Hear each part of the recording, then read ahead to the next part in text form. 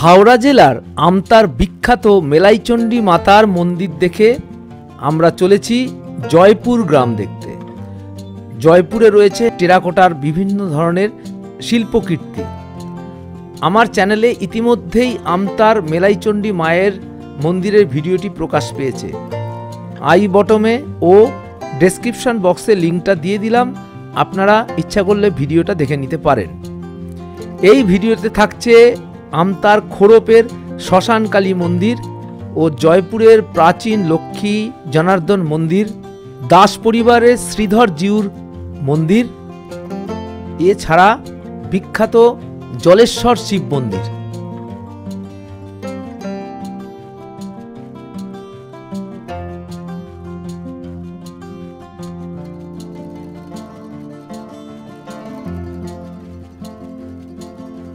প্রথমেই পথে পড়বে খোরপের শ্মশানকালী মন্দির। এখন মায়ের পূজার তিথি চলছে, তাই খোরপের রাস্তায় লাইট দিয়ে সাজানো হয়েছে। প্রচুর দোকানপাট বসেছে, এখানে মেলা চলছে। প্রতি বছর অগ্রহায়ণ মাসে অমাবস্যা তিথিতে এখানে মায়ের পূজা হয় ও মেলা বসে।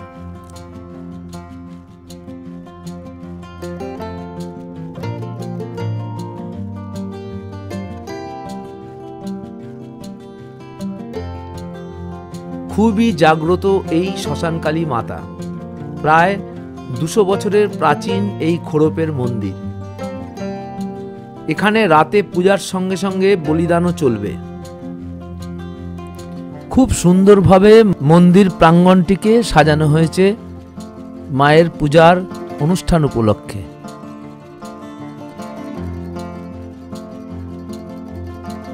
মন্দিরে ঢুকে মায়ের মূর্তি দর্শন করলাম।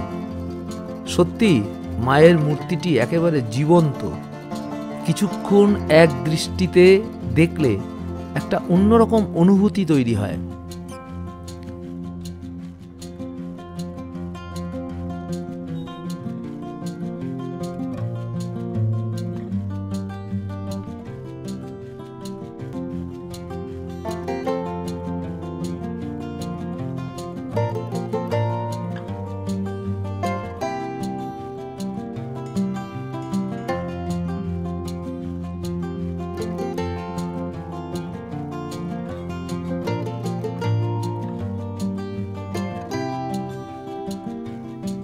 মেলা প্রাঙ্গণে বসেছে নানা রকমের দোকান, ফুলের দোকান, শিশুদের খেলনা, মণিহারি দ্রব্যের দোকান, শিবলিঙ্গ, শঙ্খ, পূজা সামগ্রী ও খাবারের দোকান।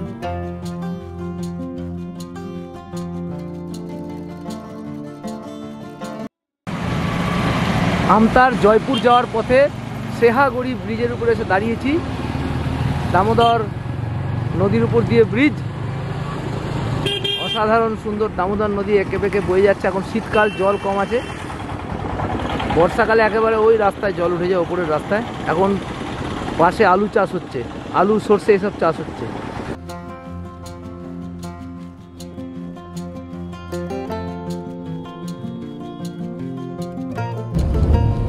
জয়পুর গ্রামের মধ্যে দিয়ে যাচ্ছি, একেবারে অজপাড়াগা। আমরা প্রথমে যাব লক্ষ্মী জনার্দন মন্দির, তারপরে দেখব আমরা জলেশ্বর মন্দির। গ্রামের মধ্যে দিয়ে সরু রাস্তা, প্রাইভেট গাড়ি একটু যাওয়ার অসুবিধা রয়েছে।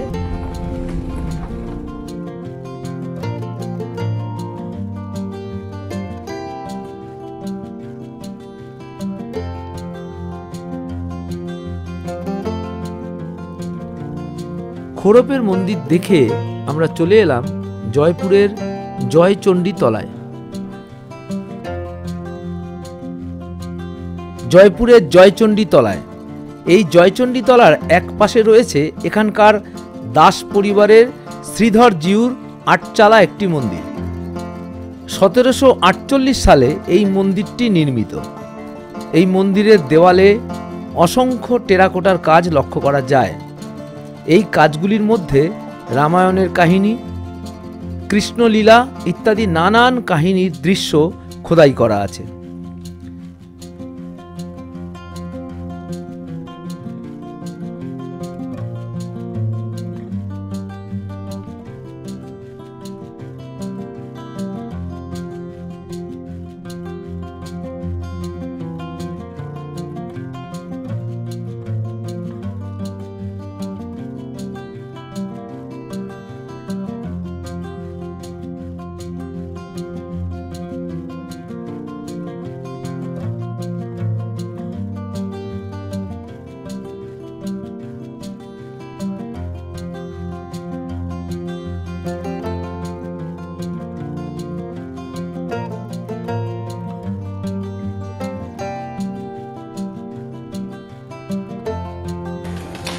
চলে আসলাম লক্ষ্মী জনার্দন মন্দিরের সামনে।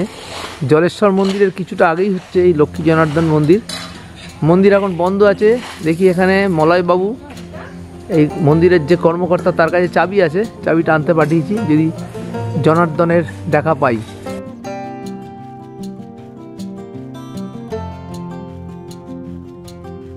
এটা সেই রায় পরিবারের ব্যবহৃত প্রাচীন সিন্দুক।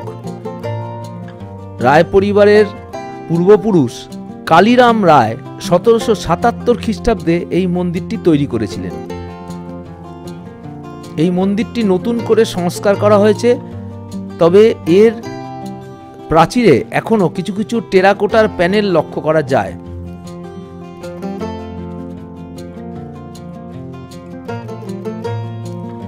দোলের দিন এই মন্দির প্রাঙ্গণে বিরাট উৎসব পালন করা হয় এবং সামনের মাঠে আগের দিন চাঁচর পালন করা হয়।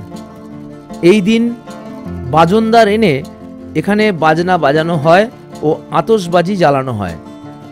এই মন্দিরের মূল উৎসব হয় 26শে জানুয়ারি।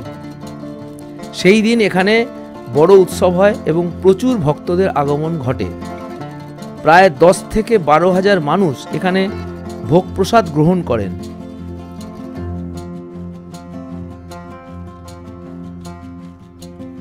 একসময় এই জয়পুর ছিল জঙ্গলাকীর্ণ এবং এখানে ছিল প্রচুর ডাকাতের উৎপাত।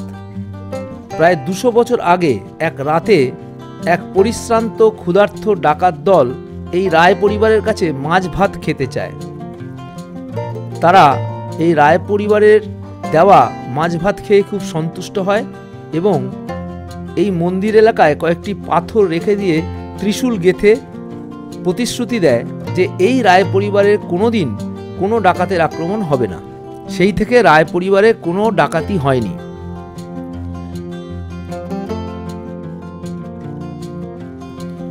লক্ষ্মী জনার্দনকে দেখার জন্য আস্তে আস্তে এই খাড়া সিঁড়ি বেয়ে দোতলায় উঠতে হবে।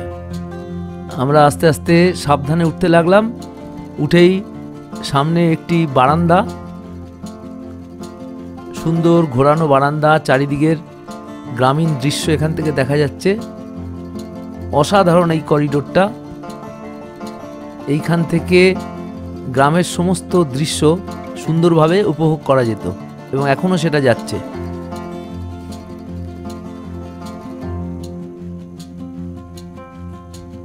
এই যে নিচে দেখা যাচ্ছে জয়পুর গ্রামের সুন্দর প্রাকৃতিক দৃশ্য, গাছ গাছালিতে ভরা সবুজ একটা পরিবেশ।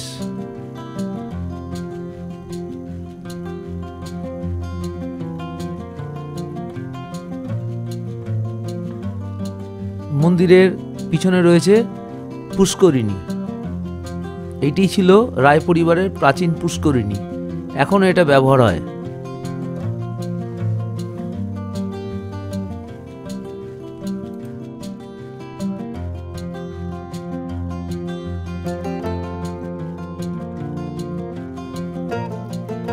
এই হলো লক্ষ্মী জনার্দন মূর্তি, রায় পরিবারের কুলদেবতা।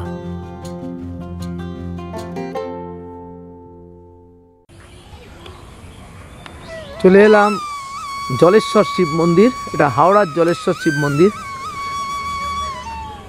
যেটা বনগাঁর কাছে একটা জলেশ্বর শিব মন্দির আছে, তেমনি এটা হাওড়া ডিস্ট্রিক্টের জয়পুরের জলেশ্বর শিব মন্দির।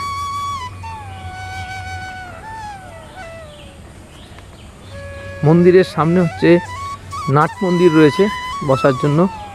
যারা দর্শক আসবেন তারা এখানে বসে বিশ্রাম করতে পারে।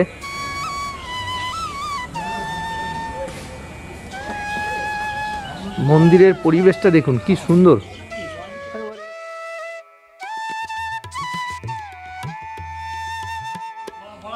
ঘন্টার পর ঘন্টা এখানে বসে সময় কাটানো যায়। অসাধারণ পরিবেশ, অসাধারণ সুন্দর গ্রামীণ পরিবেশ।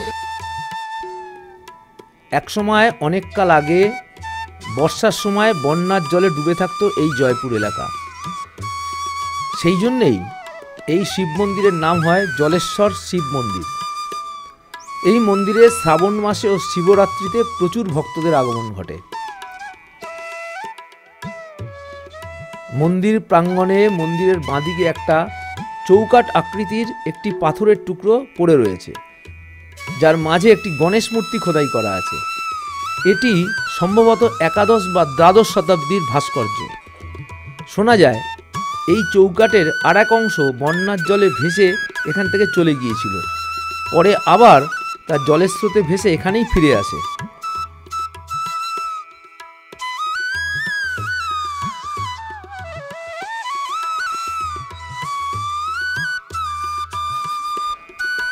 মূল মন্দিরটি আটচালার দুটি অংশে বিভক্ত।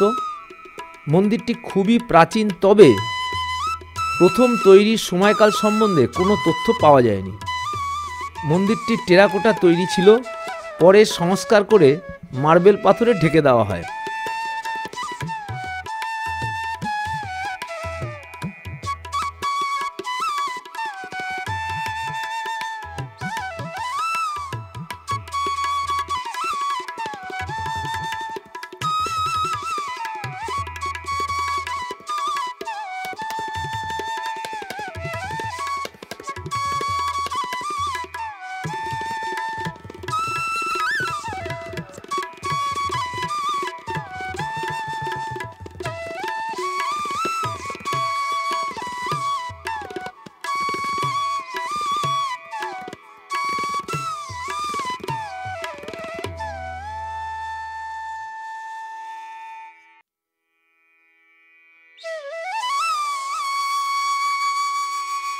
মন্দিরের ভিতরে যে পাথরের শিবলিঙ্গটি রয়েছে তা দেখে অনেকেই মনে করেন যে এটা পাল যুগের শিল্পরীতি।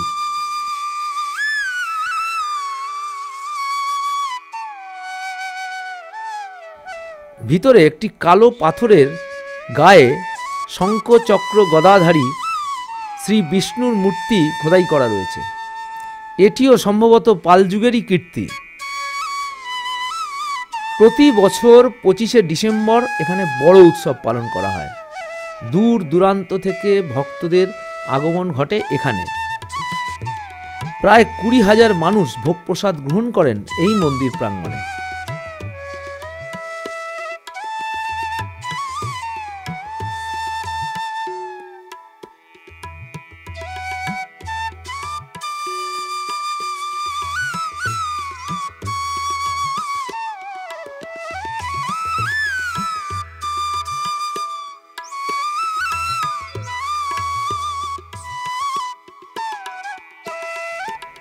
চারিদিকে সবুজ শান্ত নিরিবিলি গ্রামীণ পরিবেশের মাঝে হলো এই জলেশ্বর শিব মন্দির। স্থিরভাবে বেশ কিছুক্ষণ সময় বসে থাকুন এই মন্দির প্রাঙ্গণে, খুবই ভালো লাগবে।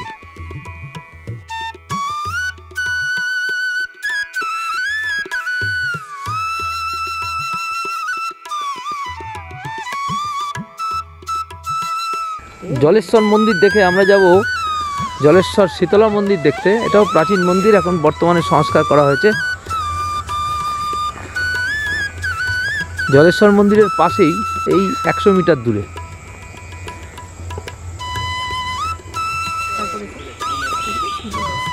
দিঘির ধারে কত সুন্দর প্রাচীন বটবৃক্ষ, দিঘির পার, আহা কি অপূর্ব পরিবেশ।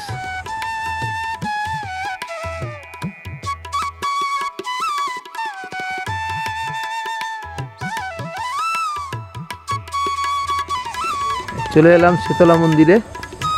শীতলা মাতার মন্দির নতুন সংস্কার হয়েছে। মন্দিরটা প্রাচীন, তবে সংস্কার করা হয়েছে নতুনভাবে এই কয়েক বছর হলো।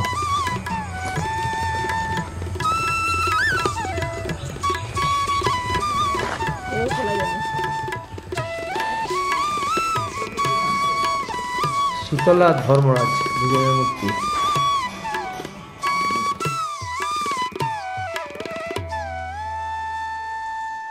যোশী শীতলা মাতা মন্দির।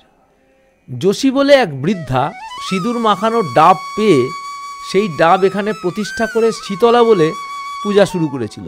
সেই থেকেই এখানে শীতলা পূজার প্রচলন হয়। সেই জন্যেই এই মন্দিরের নাম যোশী শীতলা মাতার মন্দির। খুব প্রাচীন এই মন্দিরটি নয়। জলেশ্বর শিব মন্দিরের সঙ্গে সঙ্গে এই মন্দিরটিও নতুনভাবে সংস্কার করা হয়েছে।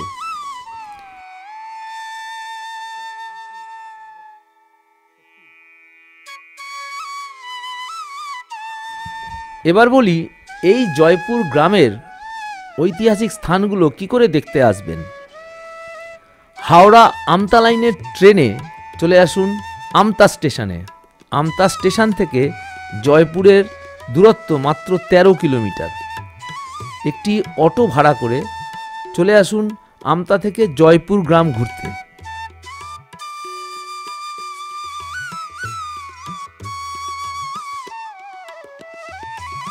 এতক্ষণ হাওড়া দ্বিতীয় পর্বের জয়পুর গ্রামের বিভিন্ন ভ্রমণ স্থানগুলির ভিডিওটি দেখলেন। ভিডিওটি কেমন লাগলো তা কমেন্ট করে জানাতে ভুলবেন না। আজকের মতো এখানেই শেষ করছি। আবার দেখা হবে অন্য কোনো সময় অন্য কোনো ভিডিও নিয়ে। ততদিন আপনারা সুস্থ থাকবেন, ভালো থাকবেন আর আমার চ্যানেল দেখতে থাকুন। ধন্যবাদ।